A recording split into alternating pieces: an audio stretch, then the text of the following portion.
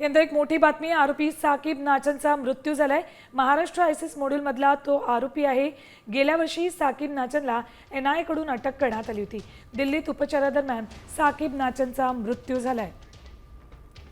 आताची अत्यंत महत्त्वाची आणि मोठी बातमी, साकीब नाचनचा मृत्यू झालाय। गेल्या वर्षी साकीबला एनआयएनं अटक केली होती। दिल्लीत त्याच्यावर उपचार सुरू होते आणि उपचारादरम्यानच त्याचा मृत्यू झालाय।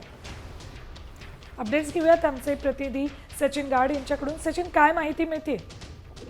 नक्कीच काही दिवसांपूर्वी साकीब नाचनला ब्रेन हॅमरेजचा त्रास झाला होता। त्यानंतर त्याला तिहार जेलमधून रुग्णालयात हलवण्यात आलं होतं। गेले काही दिवस तो अत्यवस्थ असल्याची माहिती होती। व्हेंटिलेटरवर देखील त्याला ठेवण्यात आलं होतं आणि आज अखेर त्याला मृत घोषित करण्यात आलंय। डिसेंबर 2023 मध्ये आयसिसच्या महाराष्ट्र मॉड्यूल प्रकरणी पडघा येथून साकीब नाचनला अटक करण्यात आली होती। तेव्हापासून तो कारागृहात होता, एनआयएच्या कोठडीमध्ये होता आणि आज आपण बघतोय की जवळपास 4 ते 5 दिवस हॉस्पिटलमध्ये राहिल्यानंतर आज अखेर त्याचा मृत्यू झाल्याची माहिती मिळते।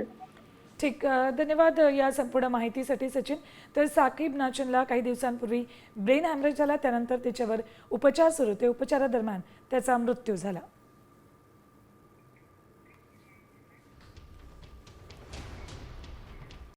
आता isakal.com आहे देशातील नंबर 1 ची मराठी न्यूज वेबसाईट।